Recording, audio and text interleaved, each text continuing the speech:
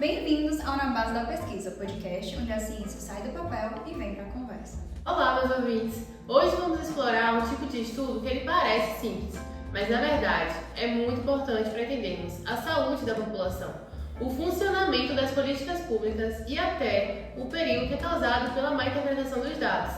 Esse é o estudo transversal. Por isso, hoje a gente trouxe duas convidadas incríveis que vivem isso no dia a dia, desde a sala de aula à pesquisa de campo.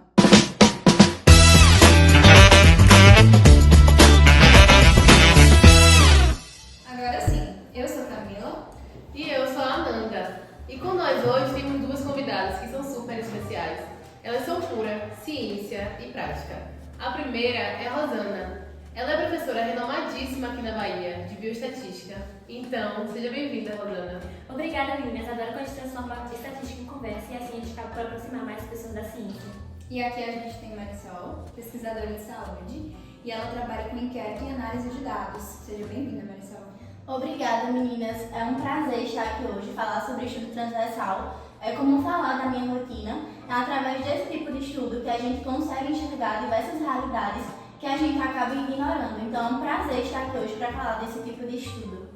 Vamos aproveitar que nosso público está super interessado em saber a fundo como funciona esse tipo de estudo transversal. Então, Rosana, vamos direto ao ponto. O que é o estudo transversal e como devemos usar esse tipo de metodologia? Bom, o estudo transversal é aquele tipo de estudo que a gente coleta os dados todos de uma vez só. Você não acompanha com o tempo, como no estudo longitudinal. Ele serve, na realidade, para você pegar, analisar uma situação, na realidade, de uma população em determinado tempo específico. É como tirar uma fotografia. Tipo, quantas pessoas têm diabetes hoje em dia, por exemplo? Exatamente, ou quantas pessoas estão em situação de segurança alimentar, ou quantas praticam atividade física. E o mais interessante é que, mesmo sendo um recorte, a gente consegue emitir, na realidade, encontrar padrões que levantar hipóteses e gerar com isso dados para políticas públicas. E tem outra coisa, esse tipo de estudo é o mais acessível e rápido, principalmente quando a gente fala sobre grandes populações. Ele é o formato mais utilizado para inquéritos nacionais, como por exemplo o Vigitel, o PNS ou até mesmo pesquisas do IBGE. Então, ele não mostra a causa, né? Não, mas ele mostra a associação. Por exemplo, a gente pode ver que duas coisas acontecem juntas. Por exemplo, baixa qualidade e hipertensão, mas isso significa que uma coisa causa a outra. Agora, a gente vai falar de um exemplo prático de tudo isso. A nossa roteirista Marina selecionou um artigo da revista Epidemiologia e Serviços de Saúde na base Cielo. O título dessa pesquisa é O Consumo Alimentar e a Multimorbidade entre Idosos de Pelotas em 2014. Marisol, me direcionando agora a você. Pode nos contar um pouco como funciona a estrutura desse estudo?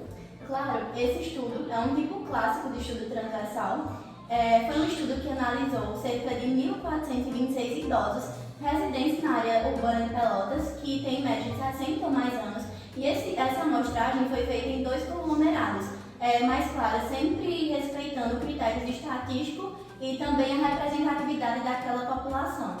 E é importante dizer também que essa coleta de dados aconteceu de forma presencial, com entrevistas domiciliares realizadas com entrevistadores especializados. Eles aplicaram um questionário de frequência alimentar reduzido e a partir dele é que nós calculamos o índice de qualidade da dieta para idosos, nosso IQDI. E o que esse índice mede? Bom, o IQDI acaba por avaliar o consumo de diferentes grupos de alimentares, como cereais integrais, frutas, vegetais, carnes, laticínios, doces e refrigerantes, e atribui pontos com base na frequência semanal de consumo. Quanto mais equilibrada e saudável a dieta, maior a pontuação do índice. Já a multimorbidade foi definida como a presença de 5 ou mais doenças crônicas autorreferidas. Entre elas a gente tem hipertensão, diabetes, osteoporose, doenças cardiovasculares, respiratórias. Então o objetivo desse estudo foi analisar a associação entre o padrão alimentar e entre a multimorbidade, que é essa presença de 5 ou mais doenças crônicas juntas. E como eles analisam esses dados? Bom, foi usada a regressão de Poisson na variância robusta, que é um método muito utilizado no tipo de estudo transversal, principalmente quando o desfecho ele é prevalente. Eles ajustaram o modelo por variáveis como idade, sexo, renda, escolaridade e estado civil.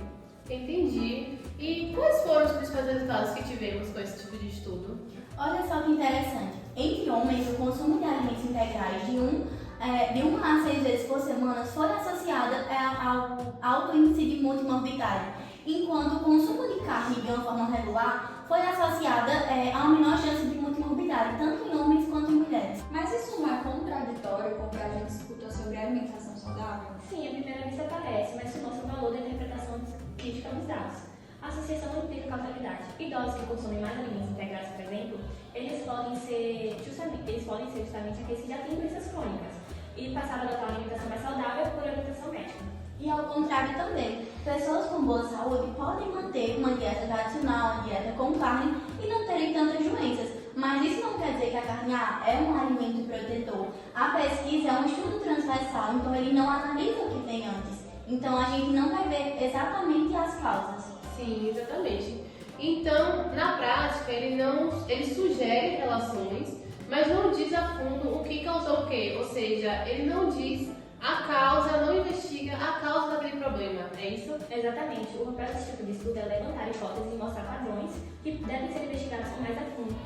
Então me diz, isso acontece mesmo? Muito. A indústria do tabaco, do açúcar e de muitos multiprocessados, todas essas já financiaram pesquisas enviesadas. E não só isso, as pessoas quando pegam um artigo para ler e ler ali só o título, isso pode acabar sendo interpretado de uma maneira errada. Então não necessariamente uma indústria, uma empresa ou pesquisadores precisam chegar ali para fazer uma pesquisa e acabar sendo de uma forma enviesada. A gente mesmo lendo um artigo pode ler de uma forma errada, lendo só o título, ter uma visão limitada daquele tema e acabar passando para outras pessoas. Então isso também pode ser limitado.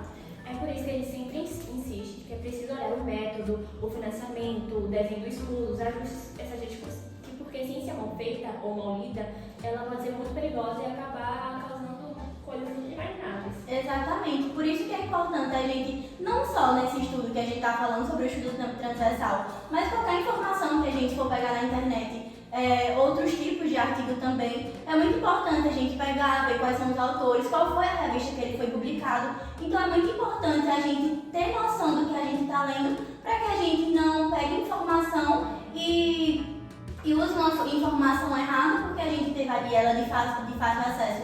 Então a gente tem que tomar muito cuidado para não acreditar em tudo que vê. Exatamente, como se fosse a fake news.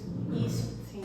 Eu não sabia que isso acontecia tanto. Infelizmente é bem mais comum do que a gente imagina. E leva a erros no estudo, na investigação. Exatamente.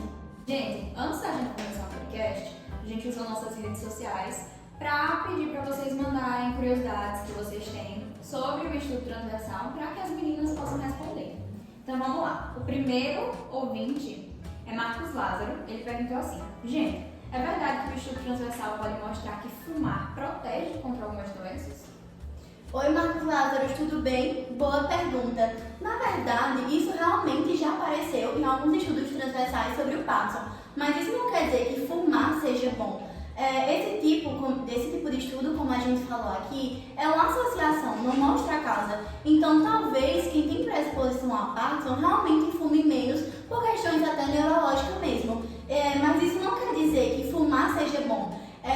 Fazendo uma analogia, é como se o estudo transversal fosse uma foto. Então, nesse estudo, a gente vê a foto, não vê o vídeo inteiro. Então, isso não quer dizer que fumar seja bom para o Parkinson, mas talvez as pessoas que têm essa limitação já realmente, por questões neurológicas, tenham o hábito de fumar, mas seja de uma maneira bem menos.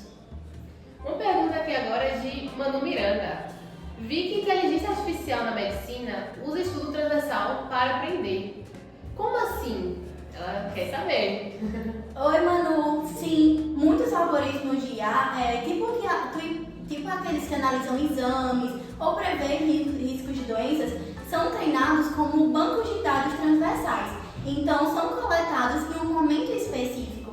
E esses bancos, eles têm milhares de dados ali, milhares de registros de pacientes, como idade, exames, sintomas. Então, a inteligência artificial, ela aprende padrões com isso. Agora, a nossa ouvinte Andréa Amorim colocou assim: estudo transversal pode descobrir doenças em que nem se sabe que está doente? Oi, Andréa. Então, acontece direto. Esse tipo de estudo, que é o estudo de soroprevalência, por exemplo, já detectaram milhares de pessoas com anticorpos para HIV, dengue ou Covid-19, sem nunca terem tido sintomas. Ou seja, o estudo para admitir doentes sem diagnóstico é um tipo de um scanner invisível da população. Os ouvintes estão muito curiosos e temos aqui agora a pergunta de Carlos Atácio. Então quer dizer que estudo transversal já mostrou que médico trata diferente paciente negro ou pobre? E agora? Nossa, muito boa pergunta, né, Tássio? É o seguinte, sim, há alguns estudos transversais que eles avaliam viés implícitos e práticas clínicas e encontram diferenças no cuidado oferecido, mesmo sem que os profissionais eles percebessem. Esses dados então ajudam a criar treinamentos de empatia e diretrizes de cuidado da saúde que mexem no sistema. Então, gente, a gente terminou as curiosidades por aqui. Muito obrigada por enviar pra gente. As meninas arrasaram nas respostas, como sempre. Hoje a gente entendeu que o estudo transversal é uma poderosa ferramenta para diagnosticar realidades, para entender perfis populacionais e também para gerar hipóteses. Mas também vimos que, por ser simples e popular, ele pode ser mal interpretado pelo público, ou até mesmo manipulado por interesses econômicos. O que eu levo desse episódio é que a gente precisa desconfiar de manchetes fáceis. Um estudo de verdade existe método, contexto e responsabilidade.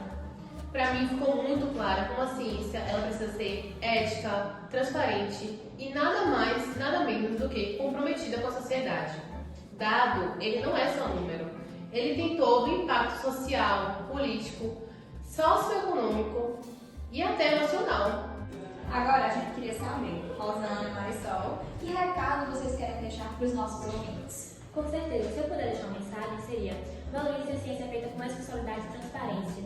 Nem todo estudo ele é perfeito, mas quando feito com ética e responsabilidade, ele pode transformar realidades. E sempre se perguntem quem está por trás desses dados. E eu digo, olhem para esse dado com humanidade. Quando a gente fala de inquéritos populacionais, de alimentação, de doenças, a gente está falando de pessoas reais, de vidas complexas. Então, o estudo transversal é uma ferramenta que vai analisar realidades que muita gente acaba ignorando. Então, por isso é muito importante a gente olhar com essa lente de empatia, de responsabilidade, de compromisso com a vida dessas pessoas. Então, muito obrigada, professoras. Foi uma honra minha, de Camila como entrevistadora, ter vocês aqui com a gente hoje, com poder de fala, para compartilhar sobre os seus conhecimentos sobre o estudo transversal. E você que continua com a gente até agora, continue pesquisando, continue estudando e continue com a gente na base da pesquisa. Até o próximo episódio!